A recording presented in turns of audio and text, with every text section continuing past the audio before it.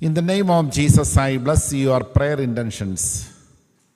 All that you ask now be answered. The Lord may send the Holy Spirit upon your offerings and your intentions. According to 1 King chapter 18, verse 36, as Elijah prayed, God sent fire on his altar and accepted his offering. In the same way, send your fire upon the offerings of Logosians, and let all these intentions and offerings be transformed for your glory, O Lord, for the favor of Logosians and for the good of all. Amen. In the name of the Father, and of the Son, and of the Holy Spirit. Amen. Let us listen to today's promised word. That is from Isaiah, prophecy of Isaiah, chapter 58, verse 12. 4 messages in one promised word.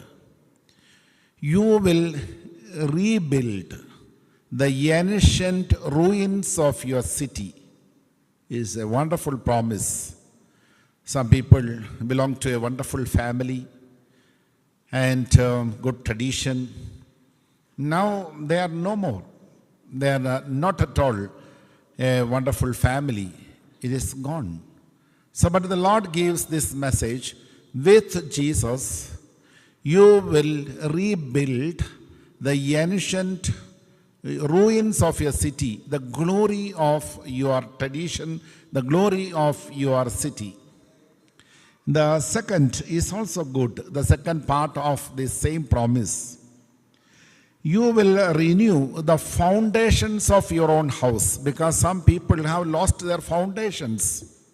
Even their footage is gone. They are nowhere. They are just like a floating object, not reached anywhere. So the Lord is going to give you a strong foundation. You are founded on a solid rock, that is a faith in Christ Jesus. Peter, you are rock on which I will build my church. So we are going to renew the foundations of our house. The third part of the same promise: you will renew and rebuild the walls around your city and your house. And the last one, you will repair your houses. So if we summarize the promise, you will regain your ancient glory. You will have a strong foundation in the Word of God and in Jesus. Because we are not foolish people. We have established our foundation not on sand but on Word, the Word of God. Matthew chapter 7, 24. The people who are very wise, they build up their structure on the promises of God, not on the sand or empty promises. They are on rock. So solid foundation, that is Word of God and Jesus Christ. Then you will have a protection around your house, around your city, around your nation. Protection for the nation and the families.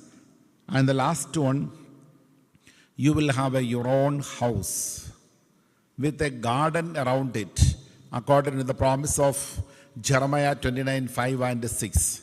So these things are going to happen during this holy hour and our prayers. Kindly lift up our hands and we read together Isaiah 58 to 12. There are 4 parts of this wonderful promise that the Lord has given to you. It is about your city, it is about your foundation, and it is about your house, and it's around a protection or a wall. All glory and honor to Jesus forever and ever.